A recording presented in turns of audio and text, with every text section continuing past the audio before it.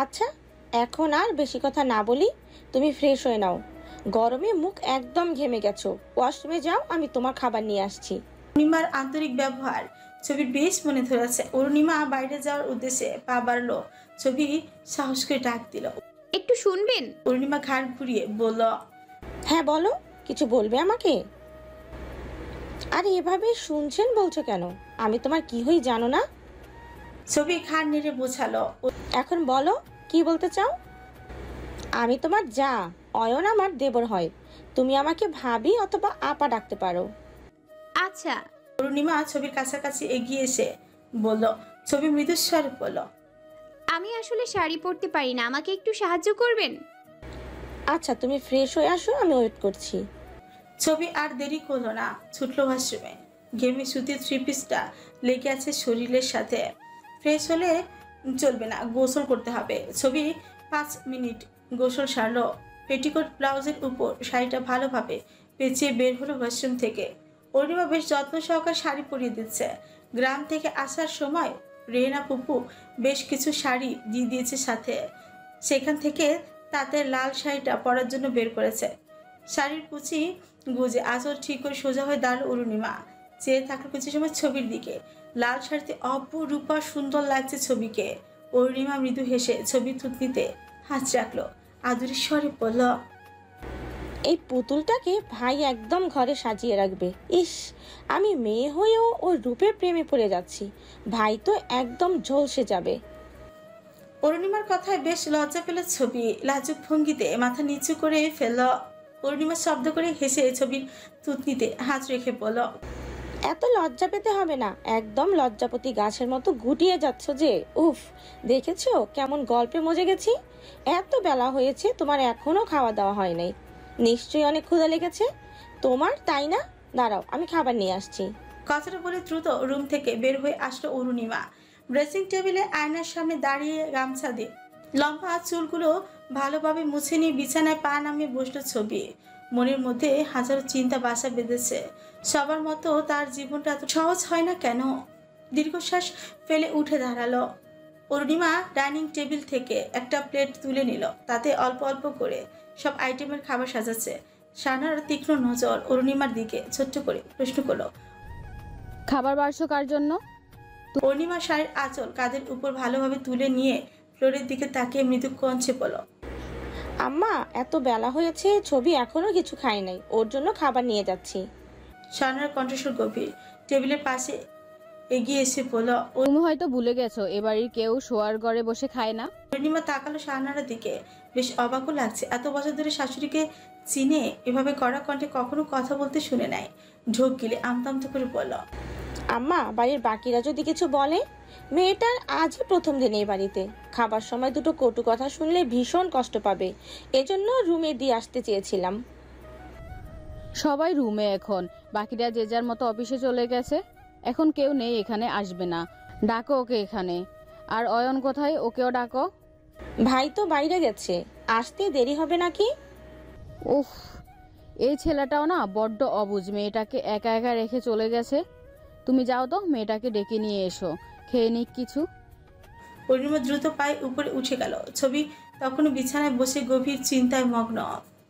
অরুণিমা ছবির কাছাকাছি এসে দাঁড়ালো। কাঁধে হাত রাখতে চমকে উঠল ছবি। অরুণিমা চিন্তিত ভঙ্গিতে বলল, কি হলো, চমকে গেলে নাকি? কি ভাবছিলে এত? কই কিছু না, এমনি বসেছিলাম, আপনাকে খেয়াল করি নাই। অরুণিমা ছবির পাশ ঘেঁষে বসলো, হাতে হাত রেখে বলল, আমি জানি তুমি কি ভাবছো, চিন্তা করো না, সব ঠিক হয়ে যাবে। আমার ভাইটা অনেক ভালো মানুষ, তুমি অনেক সুখী হবে, দেখে নিও। আম্মা তোমাকে নিচে ডাকছে, চলো আমার সাথে। ছবি ভারত দৃষ্টিতে তাকালো অরুণিমার দিকে। অরুণিমা মুচকি হেসে বলল, ভয় পাচ্ছো? কি ভাবছো আম্মা তোমাকে বকা দিবে? এ বাড়িতে সবচেয়ে ভালো মানুষ হলো আমাদের শাশুড়ি আম্মা। তবে তোমাদের এভাবে হঠাৎ বিয়ে হওয়ায় একটু ধাক্কা খেয়েছে। একটু সময় দাও, ঠিক হয়ে যাবে। আর দেরি করো না তো, এসো আমার সাথে। শাহানারা ড্রয়িং রুমে অগোছালো জিনিসপত্র গুছিয়ে রাখছিল। হঠাৎ চোখ আটকালো সিঁড়ির উপরে। অরুণিমার হাত ধরে সিঁড়ি বেয়ে নিচে নামছে ছবি। চিন্তাযুক্ত মুখে ফুটলো হাসি। বিড়বিড় করে আওড়ালো, মাশাল্লাহ, এ তো সাক্ষাৎ পরি। আমার ছেলের পছন্দ আছে বটে। ছবি নিচে নেমে শাহানারাকে সালাম করতে গেলে শাহানারা 2 হাত চেপে ধরল, মৃদু স্বরে বলল। পায়ে হাত দিয়ে সালাম করতে হয় না, মুখে সালাম দিবে কেমন? ছবি ঘাড় নেড়ে হ্যাঁ বলল। এসো চেয়ারে বসো, খেয়ে নাও। ছবি ঘাড় ঘুরিয়ে আশপাশটা দেখছে। অর্ণিমা ফিসফিসিয়ে বলল। ভাই বাসায় নেই, একটা জরুরি কাজে বের হয়েছে, আসতে দেরি হবে। তোমাকে খেতে নিতে বলেছে, বসে পড়ো চলো। ছবি এবার বেশ লজ্জা পেল। মনে মনে সে অহনকে খুঁজছিল, মুখে না বললেও অর্ণিমা ঠিকই বুঝে ফেলেছে।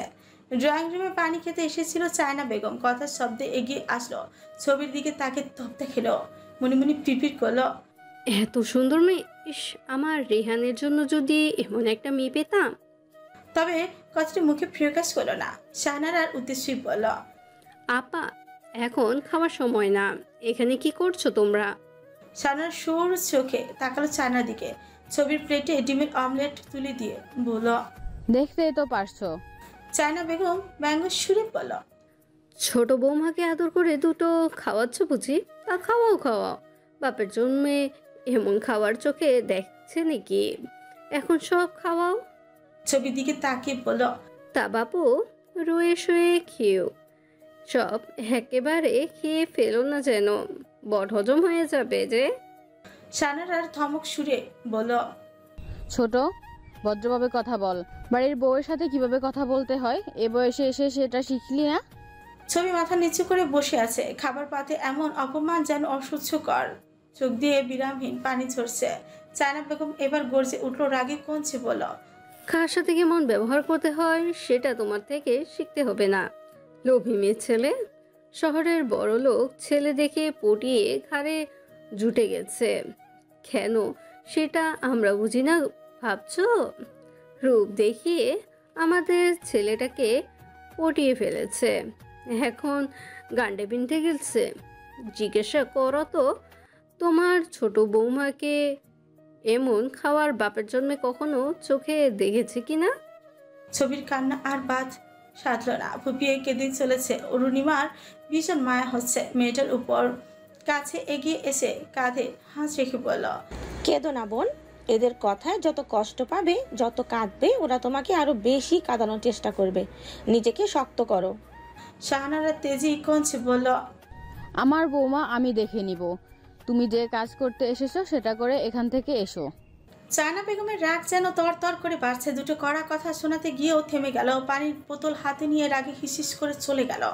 ছবি তখনও কেঁদেই চলেছে। শাহানারা ছবির মাথায় হাত রাখলো, আদুরের স্বরে বলল। কাঁদে না মা, সংসার জীবনে এমন বহু কটু কথা শুনতে হয়। কান্নাকাটি বন্ধ করো, নিজেকে সবকিছুর জন্য তৈরি করো।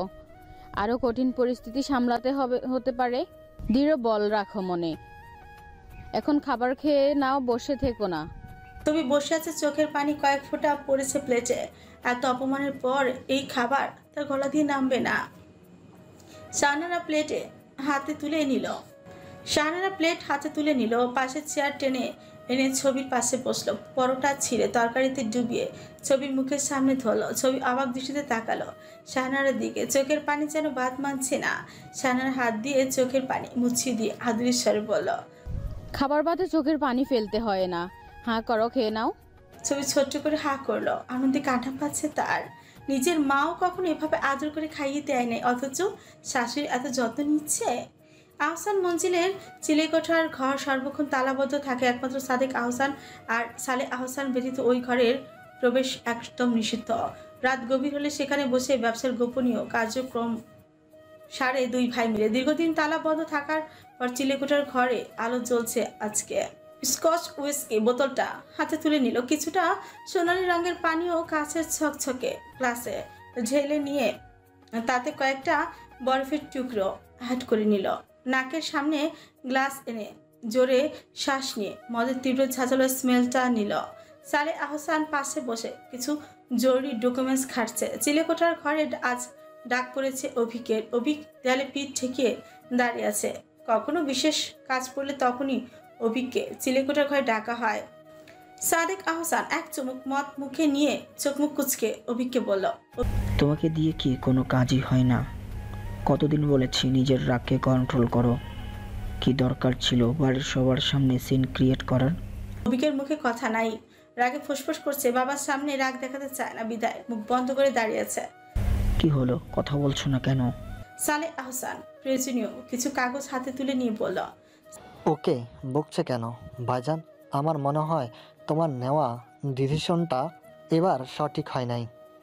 ওদেরকে এই বাড়িতে থাকতে দেওয়া মানে ওই মেয়েকে বউ হিসাবে মেনে নেওয়া।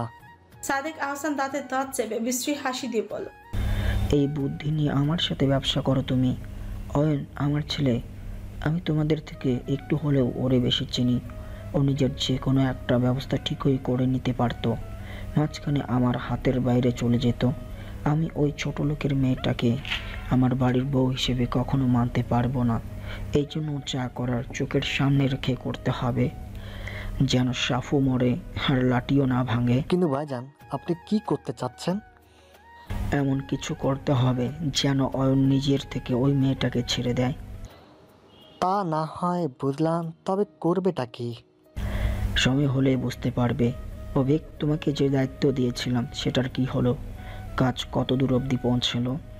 হয়ে যাবে বাবা, নরেশ ঠাকুরের সাথে কথা হয়ে আছে, খুব তাড়াতাড়ি মাল ডেলিভারি করে দিবে। তবে দামটা নাকি এবার বেশি পড়বে, ডাবল দাম চেয়ে বসে আছে, অগ্রিম পেমেন্টও চেয়েছে। সাদেক আহসানের মুখ গম্ভীর হয়ে গেল, দাঁতে দাঁত চেপে বলল, শালা সবগুলো শয়তানের বাচ্চা, সুযোগ বুঝেই কোপ ঝাড়ে। অ্যাডভান্স কত চেয়েছে? 10 লক্ষ টাকা। ওকে দিয়ে দাও, তবে নিজেকে কন্ট্রোল করবা। প্রতিবার তোমার জন্য আমার বিপদে পড়তে হয়। গতবার যেটা করছো এবারও যদি সেম কাজ করো, একেবারে গলা থেকে মাথা আলাদা করে ফেলবো। তোমার জন্য পুলিশকে কারি কারি টাকা ঢেলে মেয়েটার লাশ পুঁতে ফেলা হয়েছে। সালে আহসান চ উচ্চারণ করে বলল, আহ ভাইজান, ওরে তো এখন বয়স, এই বয়সে তো এমন একটু একটু এমন করবেই। তুমি তো ওর বয়সে। কথাটা শেষ না হতেই সাদেক আহসান বজ্রকণ্ঠে ধমক দিল, বড় ভাই হই তোমার আমি, আমার সামনে কথা বলতে গেলে ভেবেচিন্তে বলবে। পেপারগুলো পেয়েছো কি? জি ভাইজান।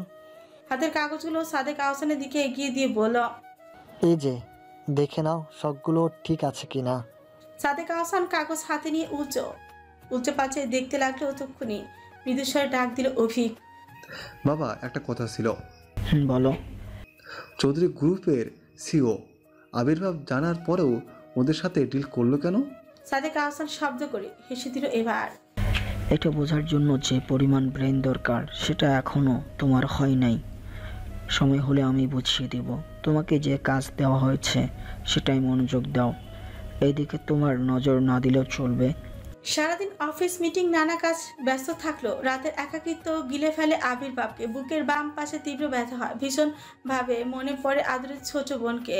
আবির্ভাব ইজি চেয়ারে থেকে উঠে দাঁড়ালো। আলমারিতে সযত্নে তুলে রাখা পুরনো বক্সখানা হাতে নিয়ে সিক্ত নয়নে চেয়ে থাকলো কিছু সময়। বক্স খুলে মায়ের বালা জোড়া বের করে আলতো চুমু এঁকে দিল। বক্সের এক কোণে পড়ে আছে লকেট সহ স্বর্ণের চেন। বাবা আজগর চৌধুরী আহিরার জন্মদিন উপলক্ষে দুটো চেন কিনেছিল, একটা আবির্ভাবের জন্য আরেকটা আহিরার জন্য। ছোট্ট আহিরাকে কোলে নিলেই আবির্ভাবের লকেটটা ধরে টানাটানি শুরু করত।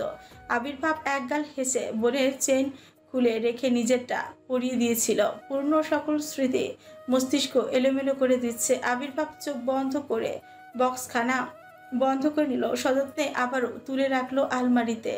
রাতের অন্ধকার ভীষণ অপছন্দ আবির্ভাবের। মনার মাকে বারবার বলা শর্ত ড্রয়িং রুমে আলো জ্বালিয়ে রাখে না। আবির্ভাব অন্ধকারে ধীরে ধীরে নিচে নামলো। ড্রয়িং রুমে আলো জ্বালিয়ে উঁচু গলায় ডাকলো, মনার মা এদিকে আসো তো। মনার মা সর্বদা সক্রিয় একজন মানুষ। আবির্ভাবের ডাকতে দেরি হলেও তার আসতে দেরি হয় না। নিমিষে উপস্থিত হলো আবির্ভাবের সামনে। মৃদুস্বরে বলল, যে কোন ছোট্ট সাহেব ডাক্তার ছিলেন কেন? তোমাকে কতদিন বলেছি ড্রয়িং রুমে আলো জ্বালিয়ে রাখতে। হুদু হুদু আলো জ্বালাইয়া রাখলে বিদ্যুৎ বিল বেশি উঠবে সাহেব, তাই বন্ধ কইরা দেই। তোমাকে বিদ্যুৎ বিল নিয়ে ভাবতে হবে না, আর যেন এমন না দেখি। আবির্ভাব পা বাড়লো মেইন দরজার পাশে। মনার মা ব্যস্ত কণ্ঠে ডাকলো, সাহেব একটা কথা কমু। বলো। মনার মা আমতা আমতা করছে। আবির্ভাব, কি হলো বলো। সন্ধ্যায় শেখর ভাইজান আইছিল, একখান কথা কইয়া গেছে। আপনারে কইলে রাগ করবেন না, কন আগে। সব সুকুটিয়ে নিল, সন্দেহজনিত কঞ্চে বলল, তোমার হাব ভাব দেখে তো মনে হচ্ছে রাগের কথাই বলবে। আসলে কইতেছিলাম কি, বয়স তো হইতাছে সাহেব। শেখর ভাইজান কইতেছিল আপনারে যদি একখান বিয়া করানো যায় তাহলে নাকি আপনার গরম মাথাখানা একটু ঠান্ডা হইতো। আবির্ভাবের রাগটা এবার ভীষণভাবে চেপে ধরল, ফিটফিট করে বলল, শেখরের বাচ্চা, আমার মাথা গরম। কাল শুধু অফিসে পাই তোরে। কি বিড়বিড় করতেছেন সাহেব? তোমাদের আমার বিয়ে নিয়ে ভাবতে হবে না। কাল শেখরকে পাই, তারপর ওরে দেখাচ্ছি আমি। পাইবেন না সাহেব, হেই তো কক্সবাজার গেছে অফিসের কাজে, এই জন্যই আমারে কইয়া গেছে যেন এখন তারে হাতের নাগালে না পান। আপনি একটু ভাইবা দেখবেন বিষয়টা। আবির্ভাব থমকেশ্বরে বলল, তুমি যাবে এখান থেকে? কতদিন বলছি বিয়ে নিয়ে কিছু বলবে না। মনার মা আর দাঁড়ালো না, সেখানে ছুটলো নিজের রুমের দিকে। ল্যান্ডলাইনে ফোন এসেছে, বাজছে বিরামহীন। আবির্ভাব বর্গীয় উচ্চারণ করে ফোনটা কানে তুলল। ওপাশের কণ্ঠস্বর ফিসফিসিয়ে। আবির্ভাব বোঝার চেষ্টা করছে, কান খাড়া করে। শেখর ফিসফিসিয়ে বলল, মনার মা, কাজ হয়েছে দেখো। তুমি কিন্তু বলেছো এবার ফেল করবে না। 2 বছর ধরে তোমাকে দায়িত্ব দিয়েছি স্যারকে বিয়েতে রাজি করাতে। তুমি কাজের কাজ কিছুই করতে পারছো না, এবার ফেল মারলে কিন্তু চলবে না। আবির্ভাব তাতে দত চেপে বলল, মনার মা ফেল করেছে, ডাহা ফেল, কিন্তু এতদিনের নাটের গুরু আমি ধরতে পেরেছি। তুমি জাস্ট ঢাকায় পা রাখো। তোমাকে ফুটপাতের ভুটকির মায়ের সাথে যদি বিয়ে না করিয়েছি, শুধু আমার চোখের সামনে পাই তোমাকে। থেমে গেল শেখরের কণ্ঠস্বর। হাসি খুশি মুখখানা ফাটা বেলুনের মতো চুপসে গেল। কথা বলার সাহস দেখাতেই পারল না। কেটে দিল ফোনের লাইন। ঘড়ির কাঁটায় রাত 1টার কাটা ছেড়েছে। চারিপাশে নিস্তব্ধতা অন্ধকারে গিলে ফেলেছে পুরো ধরনী। নির্জন রাস্তা একাকে হাঁটছে অয়ন। মাথা হাজারো চিন্তার বোঝা। পকেট থেকে ফোন বের করে সময় দেখে চবর্গে উচ্চারণ করলো। নদীর পাড়ে নির্জন জায়গায় বসে নিজের খারাপ লাগাটুকু দূর করতে চেয়েছে, অথচ সময় যেন উল্টে গেছে। একাকি যেন পুরনো স্মৃতি মনে করে দিতে সক্ষম। সকল চিন্তার মাঝে এত রাত হয়েছে সেটা মাথায় ছিল না। পায়ের গতি বাড়ল। এবার 20 মিনিটের রাস্তা 7 মিনিট অতিক্রম করে আহসান মঞ্জিলের গেটের সামনে এসে দাঁড়ালো। গেট খোলা। অয়ন আর আশেপাশে না থেকে সোজা বাড়ির ভিতরে চলে গেল। ফোনের ফ্ল্যাশ জ্বালিয়ে নিজের রুমের দিকে ছুটল।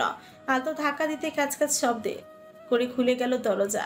বিছানার এক কোণায় মাথা ঠেকিয়ে ফ্লোরে অগোছালোভাবে বসে আছে ছবির দিকে চোখ পড়তে ধক করে উঠল অয়নের বক্ষ পিঞ্জিরা।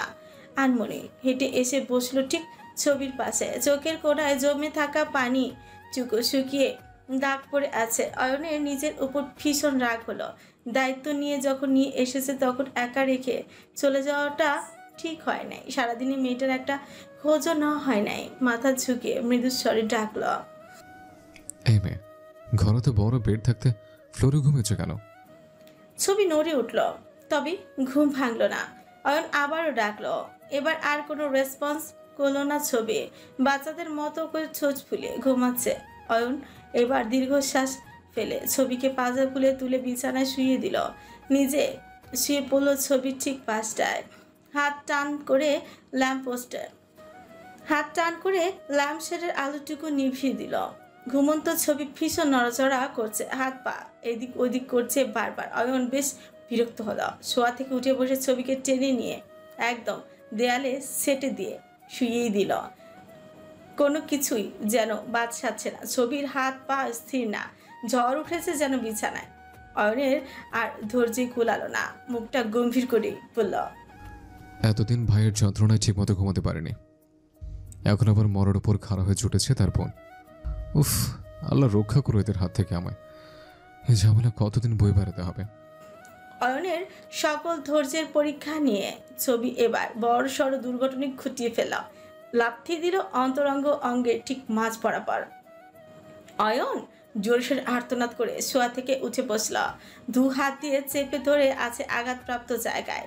ছবির ঘুম এবার ভাঙলো, এবার বেশ ভালোভাবে। ধর ফরিয়ে উঠে বসলো সে যে বেশ বড় করে ব্লান্ডার করে ফেলেছে। অয়নের চিৎকার দেওয়া দেখে আন্দাজ করতে পেরেছে। ডিম লাইটের আলোয় অয়নের স্পষ্ট মুখ দেখা না গেলেও আবছা বোঝা যাচ্ছে অয়ন মাথা নিচু করে হাঁপাচ্ছে। ছবি ব্যস্ত কঞ্চে শুধল। কি হয়েছে আপনার? অয়ন কথা বলল না, তখন হাঁপিয়ে যাচ্ছে। ছবি উদ্যত হলো জানার জন্য।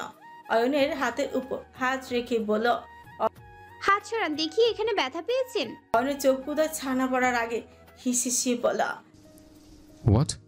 তুমি এখানে দেখবে মানে?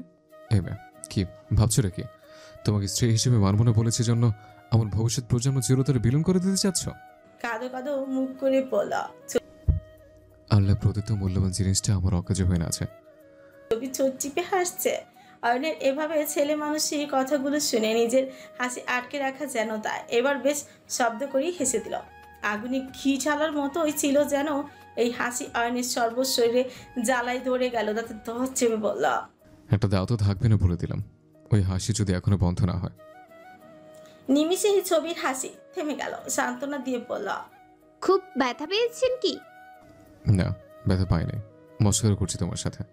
অয়ন আর স্থির থাকলো না, বিছানায় হুড়মুড়িয়ে নামলো নিচে। রুমের লাইট জ্বালিয়ে আলমারি থেকে চাদর বের করে ফ্লোরে বিছানা করলো। বেড থেকে বালিশ তুলে নিয়ে ছবির দিকে কড়া দৃষ্টিতে তাকালো, চোখ পাকিয়ে বলল, রাত চোখ আর বিরক্ত করবে না। গত কয়েকটা রাত ঘুম নেই চোখে।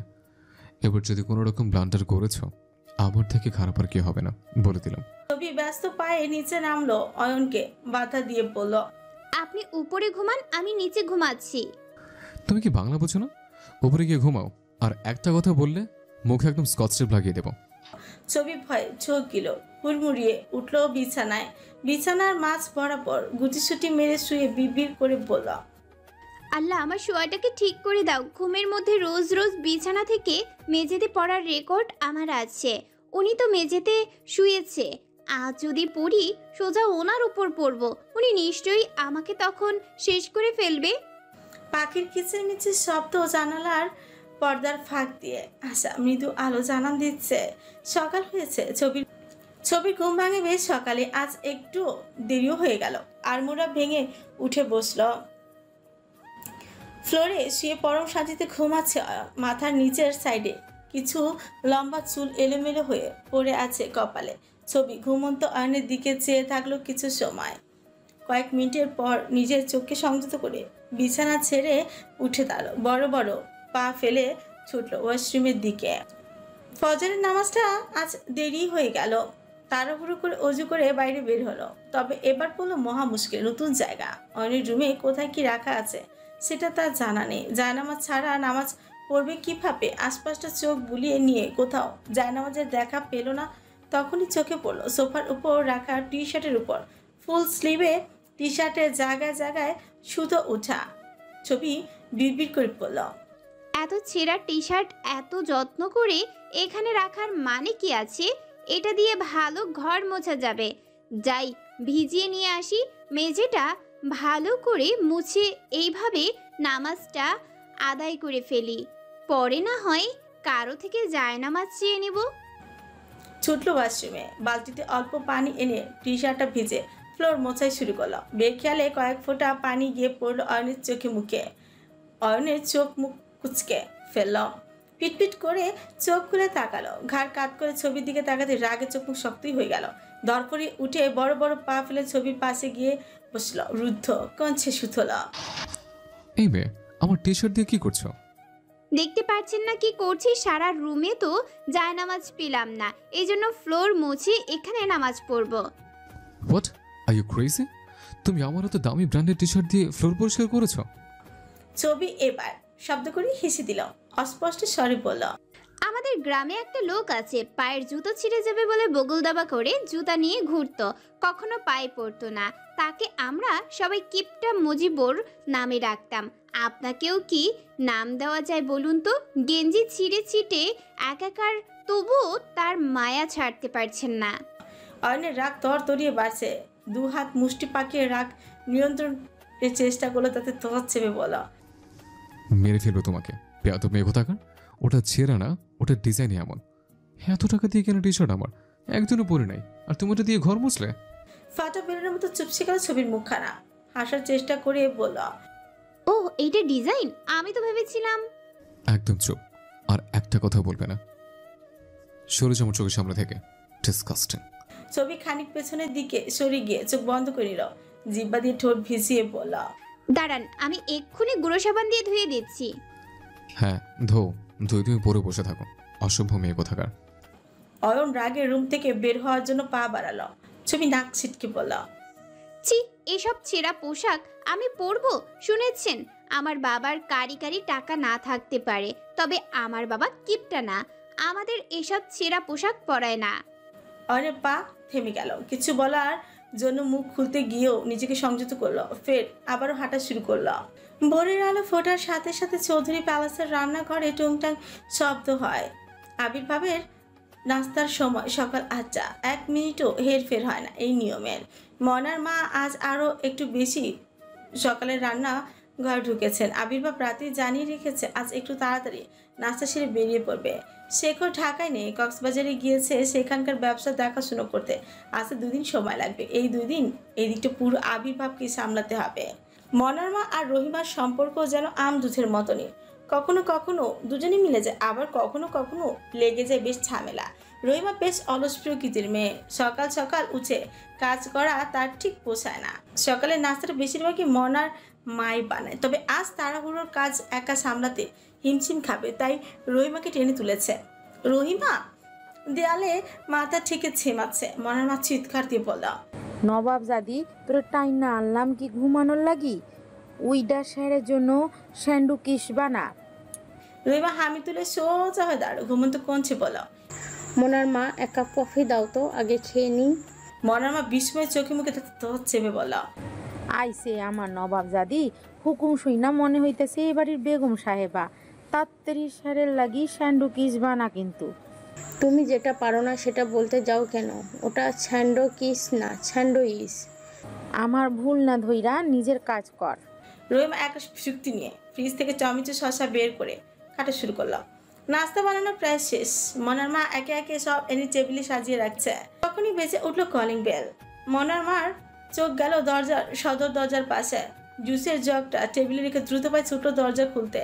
দরজা খুলে চোখ দুটো বড় বড় হলো, যেন কোটর থেকে বের হয়ে আসার উপক্রম। দরজার ওপাশে দাঁড়িয়ে আছে ছোট পোশাক পরিহিতা জাহ্নবী।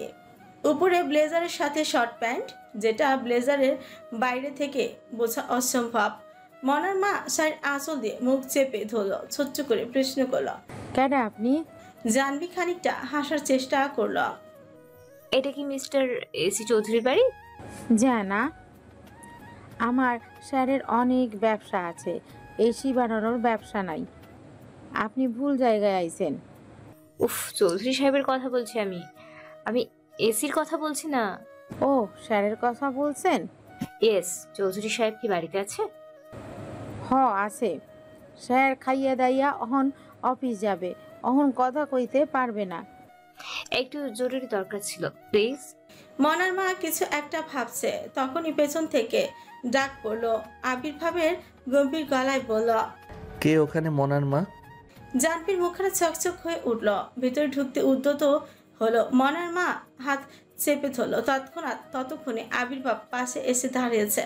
মনার মা খানিক আড়াল করে দাঁড়ালো জাহ্নবীকে, ফিসফিসি বলল, আরে মাইয়া, তুমি আমার লগে আমার ঘরে আহো আগে।